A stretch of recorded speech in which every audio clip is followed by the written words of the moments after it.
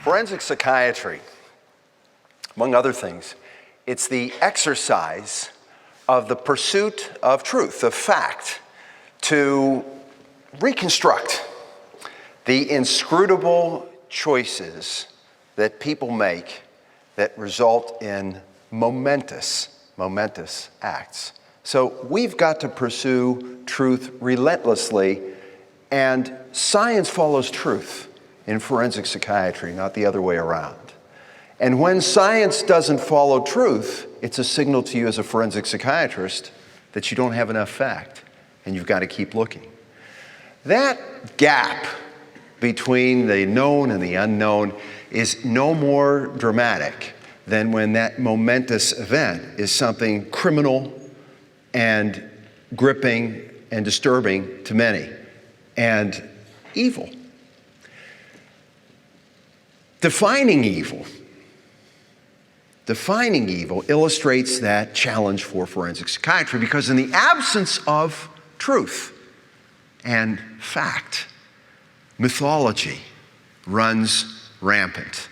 And even for professionals, even for the folks like myself who will sit for many hours with people, when you do, you come to appreciate that the conflicts, that the choices that they've made, are choices that you've made yourself. And what you see is that anybody may not be capable of doing what that person has done, but anyone is capable of being along that road of making those kinds of choices. And yet, because they are inmates, they are kept away and out of sight, and they are somebody else's problem. When you sit with a patient and you get to know the child and the intimate and the workplace situation and the neighbor, and you hear stories that differ from the criminal stories because there's a proximity and there's a constancy. Unlike the one criminal event, you hear about poisonous dynamics that are going on time and again. And so, the proximity, the constancy introduce you to a victim who may not even realize that they're being a victim, or a perpetrator who may not realize that they're being a perpetrator.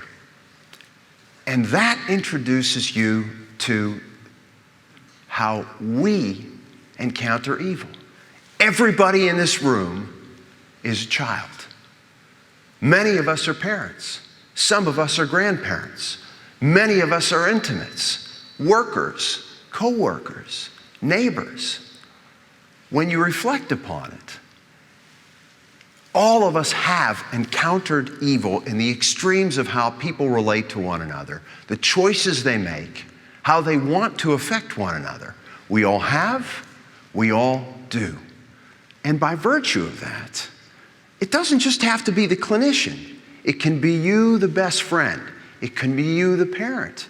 It can be you, the counselor. It can be you, the do-goodnik neighbor, who takes this in and recognizes that you can't reverse history. The Ted Bundys are at the end of the continuum. But earlier in the continuum, and watching it happen, you experience it as if you're watching a car wreck in slow motion. And so, it isn't so simple as in the criminal realm, where you can say it's not our problem. Everyday evil reminds us that it isn't something that we can just hide away. And the more you listen, the more you come to appreciate the notion of not just the action of what happens in the story, but the plot behind it, the scheme behind it, the seemingly innocuous face, and yet also in the victim, the devastating psychological effects. Many of you recognize from One Flew Over the Cuckoo's Nest, Nurse Ratched. And Nurse Ratched was a nurse, a healing professional. And yet it was her scheming and the different ways in which her charges were devastated by what she set into motion that illustrated perfectly legal expressions of everyday evil. And so, the exercise that I have found very useful in this research to inform is something that I ask of you, because in this research, which I have been pioneering for probably about 15 years, I learn from everyone around me, I learn from cases, I learn from patients, and everyday evil is about the human experience. Ask yourself, what is the worst thing that anyone has ever done to you? What is the worst thing that anyone has ever done to you in the non-criminal sense? What is the worst thing that anyone wanted to ever do to you? Putting all that aside, what is the worst way that another person's actions have ever impacted you? Because this is the essence of how you have been touched by everyday evil.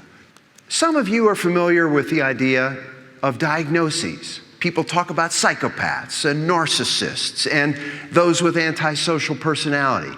And yet, diagnoses only speak to legacy, how a person has been over the course of their life. They don't talk about an event. It might surprise many here that Bernie Madoff wouldn't meet criteria for psychopathy or narcissism or antisocial personality. And yet the event has enormous consequence. Where does it matter? Well, criminal courts have long engaged themselves with defining evil. The words they use are heinous, atrocious, vile, horrible, depends on the state. But a crime that's deemed to have those qualities can result in more severe criminal punishment, and that includes capital punishment. And courts have also found that evil can be defined by intent, actions, victimology, a victim choice, or the attitude of a perpetrator. Great example of a case, which some of you may remember, perhaps our visitors from Texas. Woman driving down the street. A man by the side of the street, she strikes, and he embeds in her windshield. She continues to drive. He's alive. She goes home, she parks her car, he continues to be stuck in her windshield. She closes the garage door, shuts the car off as he is slowly bleeding to death. She goes inside the home, meets up with her boyfriend, has sex with him, and the man slowly bleeds to death in the garage. Now, what distinguished that particular crime was the attitude, the callousness of the individual about what she did. And yet, her criminal history may have been completely unremarkable. And so, this need for distinction and standardization, and what we all recognize in the forensic sciences, that if you don't have fact, something that fills it in is mythological and open to distortion, is something that inspired my interest in distinguishing the nature of criminal evil. And through the study of judicial decisions, through the study of hundreds of cases that were made available with large evidence files from different jurisdictions around the United States, and also taking into account the United States Supreme Court's guidance that this way of distinguishing evil should reflect societal standards. What my colleagues and I chose to do is to set up an online series of surveys, of protocols to take the pulse of the general public of how people would feel about different components of crime. What aspects of intent, actions, and attitudes would prompt you to weigh a crime more severely? What we've been able to demonstrate through research that's lasted over a decade is that a consensus can be reached, whether someone's male, female, young, old, Latino, non-white, Asian, from South Carolina, from Texas. There are things we agree on as a society that enable us to one day weigh crimes and even perpetrators within the same crime. The law demands it, and society solves it. The solution doesn't have to be the exclusive province of the forensic psychiatrists, but it can be a national societal standard. Where else does it matter when it's not crime? Well, in personal injury cases, when people sue for intentional infliction of emotional distress, a finding of extreme and outrageous could be responsible for more significant punitive financial damages.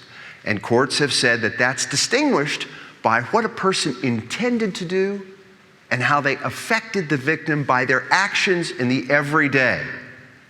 These are the consequences of everyday evil in the courts. But ask yourself, by the time we get to litigation, doesn't that tell us that it's gone too far? What about when you don't have the luxury of forgiveness? You can't forgive someone who's never been arrested yet, right? You can't forgive somebody when something is ongoing. So to respond to ongoing and enduring patterns, the irreversible effects, as well as a potential for modeling through generations, what happens in families, and the metastasis of different workplaces. What do we do? Child and elder abuse are an amazing precedent in our society. You can't be licensed to practice medicine anymore unless you understand how to recognize child abuse and elder abuse. And so there's been that effort to identify in the everyday the worst of the worst. We've already in psychiatry demonstrated that we can help to distinguish abnormal versus normal. And we no longer have the luxury of avoiding because of the consequences. I ask you, if you're a dermatologist and someone comes into your office with this basal cell carcinoma, do you say that that's just too awful to look at? That's too horrible to take in. I can't treat it. Do we have the luxury to treat, as we heard earlier about HIV, to pick and choose? No, we take things as we get them. It's not a religious issue either. Who are we at this point to say we don't understand enough about the human condition to say that we would be non-judgmental about certain kinds of practices of how people relate to one another? We talked about the experiences of the victim. When we go on break, I want you to consider yourself as the perpetrator. Think about it. What's the worst thing that you've ever wanted to do to another person? What stopped you from doing it? What's the worst thing that you ever did in the way of how you impacted another person? What would have kept you from doing it? And this is how we learn from each other. Now, we know enough from the clinical literature about trauma and court cases of findings of the most severe of cases to help to distinguish identification, and that's the same pattern we've followed in approaching viruses and the unknown bacteria and identifying cancers and refining intervention. How do we know what's high blood sugar? How do we know what's a pathological level of cholesterol? And how indeed do we know what's child abuse? Taking all of this input, what I have formulated and present to you are 14 items of a clinical inventory of everyday extreme and outrageous. There are 4 categories: physical and emotional damage, exploitation, extending damage, and extinguishing goodness. There's irreparable destruction or damage to another's person, irreparable. There's drawing stature from destruction. What does a bully do? There are choices to damage another person's valued identity, all of the reputation destruction that we see even in the high schools where people are driven to suicide or exposed for their sexual preference and then jumping into a river because of their sense of humiliation and exposure. There's haunting another. There's the experience that I had of a stalking case where the victim said, I had him tattooed on my eyeballs. And yet it may be totally legal. There's engendering irremediable distress through trauma or loss. There was the case that I had here of the NBA basketball player, which many New Jerseyans know, who wanted to make a point to someone, and so he executed his little brother's dog in front of him and then threatened to kill a friend and fellow NBA player unless he buried the dog. When I spoke to that individual, he was irremediably distressed over feeling like he was responsible for making something like that happen. No law was technically broken. I suppose he could have been indicted under animal cruelty, but there was no forthcoming criminal punishment. Indulgence and greed to the end of parasitism, exploiting the submissive. Not every submissive person is the one in 50 Shades of Grey. Some are that way, and then there's a dominant person exploiting them. Extending damage. What about the person you walk by and could not help who suffers that much more? What about those who say, I will not only inflict suffering on you, but I will inflict it on your brothers and your sisters and on your parents? And what about those who extinguish goodness? The person who's the racist who says, I don't want my brother participating in that charitable activity, so I'm going to redirect him away because I don't like who's benefiting. And that charitable quality of the brother is extinguished forever. Definition refines intervention.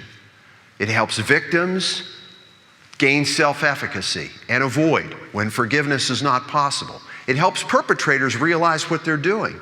And for not just clinicians, but even those of us who listen and who want to help, we're all first responders. We understand what to do, and we understand the inflection points of when things are going to get much worse. What are the consequences? Why is it that we can't avoid it like the Ted Bundy who's locked up? Because the consequences range. Again, the car wreck. You know this story's not going to end well. Everybody in this room has a story in their life that they're sitting on where we know it's going to end either in job loss or family disintegration or chronic stress or mental illness, maybe physical problems, or arrest or litigation as a worst case scenario. And people are working on remedies, whether it's the prefrontal gym to try to train people to make choices just based on neuroanatomical locations, whether it's electrical stimulation that promotes altruism, whether it's Zimbardo's work on sociocentric as opposed to egocentric, or whether it's Kubik's work on victims. People are taking initiative. People are understanding bullying or abuse or prejudice as their own entities. And what happens, as with any illness, any public health problem, definition refines intervention. It helps us take the non-specific to the specific, and we can understand what works, for what, at what dose, with what frequency, and using what exposure. Let's learn from each other, and on the break, I certainly hope you take a few minutes to answer some of those questions from your perspective as victim, from your perspective as perpetrator, because it's going to happen. It's going to happen. Our legacy will be that we distinguish everyday evil, and it has an enormous public health impact on our society. Thank you for being a part of this.